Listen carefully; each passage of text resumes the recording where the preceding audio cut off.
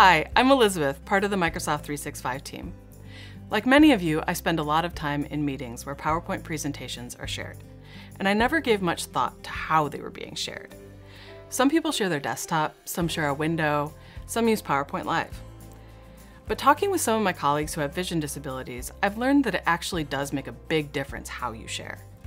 When you share using PowerPoint Live, your audience gets a set of accessibility and inclusion tools that aren't available when you share in different ways. Let's take a quick look at how that works. To share your content using PowerPoint Live, open your presentation and click the Present in Teams button. Or alternately, you can click the Share icon in your meeting window and choose from the list of PowerPoint files that appear, or another one from your computer. Once you've shared your content, any meeting participant can change their view by clicking the three dots in the lower left of the meeting window. So if the font is too small for you to see, you can increase the magnification. If that's not quite enough, you can hit the pop-out button to shift the content being shared into its own window and make that window as big as you want.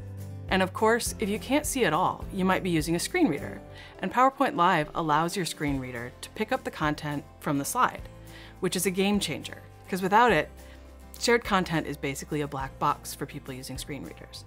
If it's not so much about the font size, but the colors, you can switch the presentation into high contrast mode using the PowerPoint Live tools. If the content being shared is in a language other than your native one, you can choose to translate the slides into any of a few dozen different languages to make it a little easier to follow. And no one else in the meeting has to be the wiser.